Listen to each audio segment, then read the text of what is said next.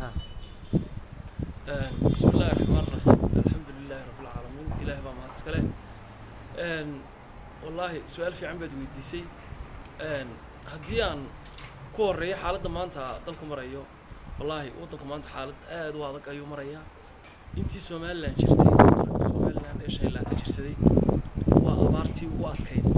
أي نصوم مرتاح أي ما تتاجد الدنيا دولة عالم كلية له markay masiibastan oo kale ku timaado xagga Allah ka timaada waxa la kala loo profile yani shaqooyinkii dawladda iyo hawlihii la hayay laba loo qaybiyaa kuwa aan necessary ana gaar ba loo dhigtaa wixii muhiimadda ana waa la wadaa oo loo profile ba lagu wadaa wixii aan muhiim ahayna hoos baa la iskaga yara dhigaa maanta waxaan dareeminaa xukuumaddii talada haysay ee Soomaaliland in aad moodo in ay sidii la doonayay aanay uga hawlgelin abaaraha wadanka ka socda waynu ognahay wadanka ha u badnaato dhinaca gobolada bari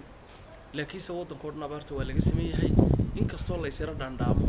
oo xagga gobolada galbeedka muddo inuu ku dambeeyay haddana iyaga laftigooda dadkii oo dhan ayaa maanta ku soo hayaamay maalin walba ay soo dhigtaan marka salaad subax laga soo baxo aad soo marto suuqa waxa ku soo maraya ugu yaraan 50 gaari daily waa maalin walba oo sida xoolihii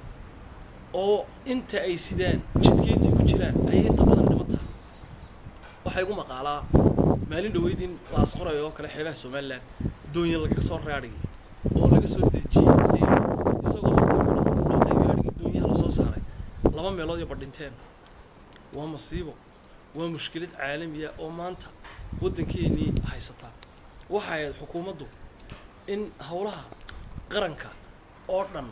wixii aan ahayn lagama maarmaan intay dhulka dhigto loo dhaqaaqo oo mucaarid iyo maxaafadba gacmaha la isku qabsado sidii aynu maanta dadkeenna abaaru halakeeyeen aynu gacan uga geysan lahayn oo barbar istaagi lahayn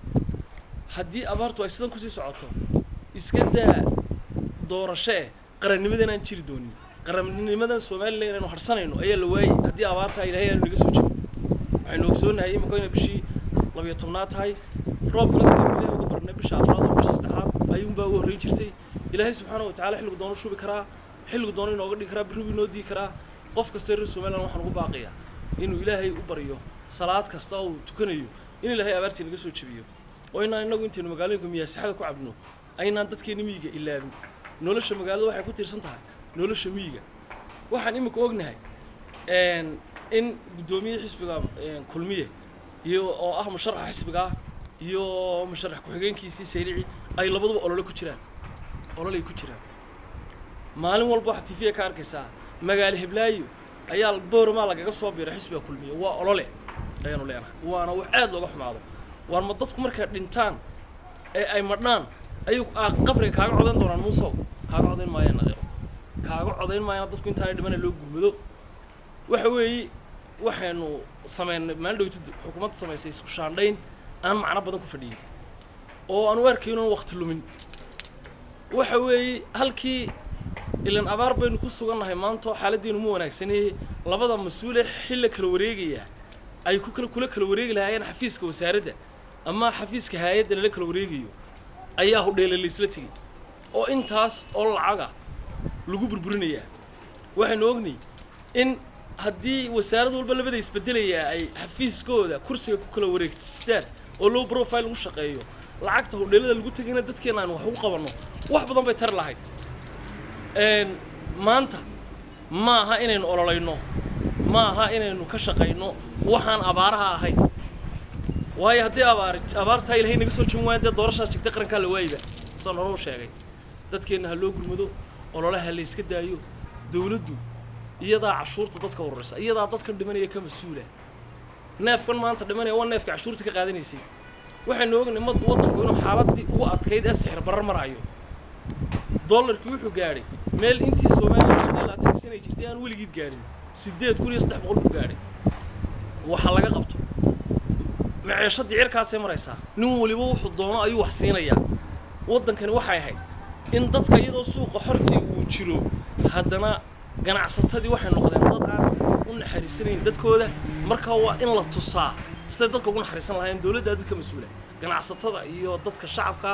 dawladda u dhaxaysa waa inay dawladdu roolkeeda ciyaartaa oo dadka masaakiinta marna cirka lagu geynay halkii wax looga qaban lahaa waqti ugu baahan yihiin ayaa ascaarta ugu sariisay lagu geeyay waa reer soo naxariisan waxaan ku soo gabagabeynay hadalkayga xalay waxaan arkayay qisa ka dhacday Burco oo ka dhacday Burco qisadaasi waxay ahayd guri Burco ku yaala ilaahay ka soo fududeeyo ilaahay ka dulqaaday ayaa cuntada ay karsadaan iyo biyaha guriga la keeno xun bay isku bedelayaan ama dhiig caanaha guriga la keenaa ee qoyska soo qaata dhiig bay isku bedelayaan cuntada ay karsadaan midabkeedu dhiig bay isku bedelayaan ma aha mucjiso ku socota reerkaas oo kaliya waa mucjiso Soomaaliland oo dhan wax lagu tusaayo oo la leeyahay ilaahay u noqo dhamaanteen ilaahay u noqono oo aynu ku tusaale qaadano mucjisada halka ka dhacday waqtigii nabi Muuse fircoon markuu rumeyn waayay inuu Muuse nabigi ilaahay yahay alayhi salaam ilaahay wuxuu tusay maruu bihi fircoon oo dhan ee wabigii iyo wadanka wixii yaalay biyaha dhiig bay isu bedeleen markaasuu u yimid Muuse markaasuu Muuse oo nabi ilaahay baa tahay ilaahay noo baray aan ku rumeynay oo biyahan dhiig nooga qaad waa looga qaaday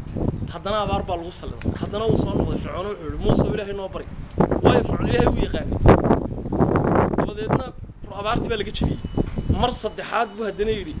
rah baa la nagu saliday oo cuntadii la karinayay iyo qofkii shaah koob iyo israacad 100 kun oo rah intaas oo rah ku dhacaya dabadeedna waxay dhahan Muuse ilaahay noo baray Muuse ilaahay buu bari aakhirkii waa tii la halaagay dadka reer Soomaaliland waxaan leeyahay mucjisada guriga ka dhacday waa wax inaga oo dhan leeynoola jeedo wax reerka loola jeedo ma aha haynu ilaahay u noqono oo aynu u istaghfirullaysano oo aynu isu naxariisano oo dadkeena aynu uga gaajoonaya ee xoolahoodii ka dhamaadeen aynu wax la gaadhno oo aynu barbar istaagno dawladuna ha ugu horeyso dadka. Wassalaamu calaykum wa rahmatullahi wa barakatuh.